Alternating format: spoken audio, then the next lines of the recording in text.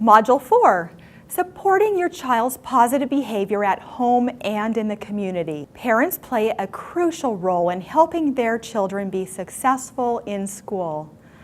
When schools and parents work together as partners, students reach even higher levels of success. Whether parents are providing a safe home that encourages learning and appropriate behavior, or working with school teachers and administrators on specific learning goals for their child, it's vital for parents to support their child's education. One of the most effective ways to do this is by using positive behavior interventions and supports. PBIS is a research-based school-wide system of discipline based on the belief that appropriate behaviors can be taught. It also works well at home and in the community. This presentation will explain the principles of PBIS, explore how some schools are using it effectively, and most importantly, how you can use it at home. Managing and improving your child's behavior isn't about punishment or consequences. Although punishment might temporarily stop negative behavior, it doesn't teach your child the behavior you'd like to see. PBIS is a process that teaches children how to behave appropriately by focusing on teaching, practicing, and rewarding good behavior. When all students are taught the same behaviors and social skills, those principles and values become an important part of school culture. Schools use PBIS to create a system of support that works for all students. An approach, research shows, that improves school climate and increases learning opportunities. But teaching alone does not change or shape behavior. Schools need to create an environment where new behaviors can be practiced, reinforced, and rewarded, an environment where there are consistent, logical consequences for negative behaviors. For PBIS to work in schools, at least 80% of the staff needs to agree on some simple but broad rules. Research shows that agreement on expected behaviors and how to change problem behaviors is crucial for success. Let's say a school chooses these expected behaviors. Be responsible, be respectful, and be helpful. It's important to describe what these behaviors look like in a variety of school settings: the classroom, the lunchroom, or on the bus, for example. By identifying expectations in different settings, the teacher can teach the expected behavior. When that positive behavior happens, it needs to be rewarded. Establishing a consistent system of reinforcement is as important as teaching the behavior itself. Here's an example of positive behavior interventions and supports at work in schools. Once everyone agrees on the expected behaviors and how to change problem behaviors, then it's time to define those expectations in a variety of school settings. This is how the teachers know what behaviors to teach. For example, responsibility in the classroom might mean having your supplies ready when class begins. Responsibility in the lunchroom might mean sitting at your assigned table. On the bus, the expectation could be staying in your own seat. Respect in the classroom could mean raising your hand. Respect in the lunchroom might mean cleaning up your lunch tray. On the bus, respect could be talking in a quiet voice. The expectation for being helpful in the classroom could be pushing in your chair when you leave. In the lunchroom, it could be picking up someone else's trash on the floor. On the bus, it might mean keeping your hands and feet to yourself. Positive recognition is very effective in changing behavior.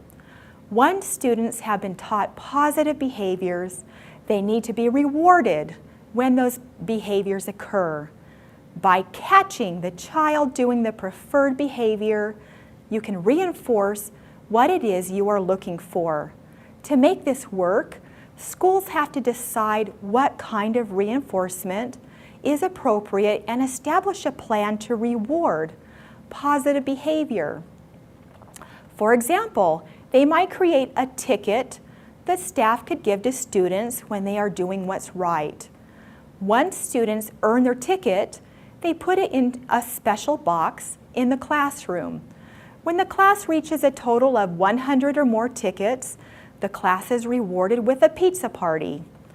Just because students have been taught positive behaviors and those behaviors have been reinforced doesn't mean there won't be any negative behaviors in the future.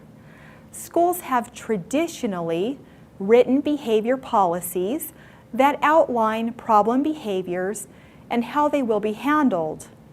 These tend to be fairly general, and it is often left up to the teachers to determine how and when to use them. Employing the PBIS approach is a little different. When a school adopts the PBIS model, it needs to establish what behaviors teachers are expected to handle, minor misbehaviors, and what behaviors administrators are expected to handle, major misbehaviors. Then they need to agree on how to respond in each case. Classroom teachers should handle minor misbehaviors when students speak out of turn, use offensive language, or refuse to be responsible, respectful, or helpful. They should face immediate, meaningful consequences. This reinforces the expected behavior. For example, any student who is not prepared for class could lose a Caught in the Positive Act ticket. Students who refuse to clean up their area when asked or use an inappropriate word in class might have to stay after school to help in the classroom or create a plan with the teacher on how to apologize for using offensive language. Administrators should handle major misbehaviors in a way that is consistent with the school district's policies. Major misbehaviors are usually about safety or truancy, and the school district already has a policy on how to respond appropriately. By clearly defining minor and major misbehaviors and the consequences for each, schools help staff and students know what to expect. PBIS works well at school, but it can work just as well at home. As your child's first teacher, you know your child best. You also know the rest of your family and your family's core values. Supporting positive behavior doesn't mean changing the child. It means changing the environment so that it supports and reinforces the kind of behavior you want to see. To make this work, your family will need to decide what behavior you expect and what the consequences will be for negative behavior. What does PBIS look like at home? Simply transfer the kind of simple, broad school rules for use at home and in the community. Having a family meeting to talk about what it looks like to be responsible, respectful, and helpful before school, after school, and on the weekends. Just like at school, you'll need 80% agreement, 4 out of 5 family members, for example, on these expectations. Parents and children may have similar ideas, or their ideas may be very different. The key to success is having contributions from everyone in the family. Once the expectations have been established, it is time to set up a reward system. That way your child can be recognized for using the preferred behavior. Here is an example of how the PBIS model could look at home. Remember that for this to work, everyone in the family must be involved. If the expectation is that the child must check in with the parent when they get home, make sure they have a way to do that. For example, they might call a special number, send a text, or leave a message if there is no answer. Parents with younger children can decide what behaviors are appropriate, but parents with older children should include the children in deciding and agreeing on what appropriate behaviors look like at different times or in different places. Sometimes parents and children do not agree. In that case, the family must figure out a way to resolve their differences. In this PBIS at home and in the community matrix, being responsible before school means getting up on time and eating breakfast. Being respectful means taking your turn in the bathroom and flushing the toilet. And being helpful means making your bed and picking up your clothes. Being responsible after school means checking in with a parent when you get home. Being respectful means coming home right away. And being helpful means letting the dog out. Being responsible on weekends means clearing all plans with the parent first. Being respectful means coming home on time. And being helpful means getting your laundry done. And being responsible in the community means following bike rules and street signs. Being respectful means taking your cell phone with you. And being helpful means not littering. Remember to establish a plan to reinforce the behaviors you'd like to see. For each time you use negative recognition, you should use positive recognition 5 times. The more you can catch the child doing the preferred behavior, the more you can reward and reinforce that behavior. For example, you could put a golf tee in a jar every time you catch the child doing the right thing. Create a reward system so that the golf tees can be used to buy rewards. Most families find that buying alone time with a parent for a special activity works well. Would your child like to fish, hike, go to a movie, or play a game with you? Remember, effective rewards don't have to cost money. Just because you have taught and reinforced positive behaviors, that doesn't mean your child won't have any negative behaviors. The PBIS approach is focused on teaching positive behaviors, but you will also need to plan to give meaningful consequences for misbehavior. As a family, you should choose what those consequences will be. Make a list of minor misbehaviors and major misbehaviors and decide as a family how these should be handled.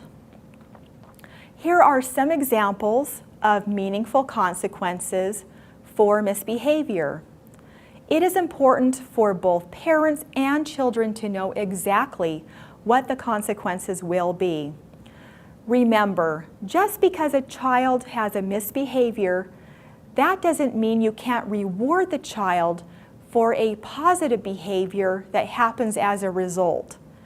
For example, a family might decide that the consequence for taking too long in the bathroom twice in 1 week is to be the last person to use the bathroom for the following week.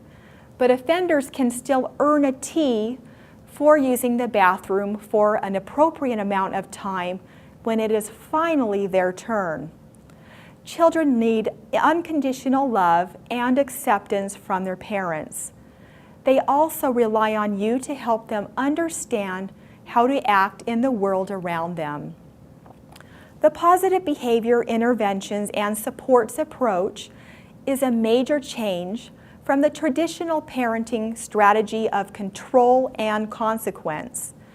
To make PBIS work at home, you'll need to be proactive, set a plan, teach to that plan, reward positive behaviors, and define appropriate consequences.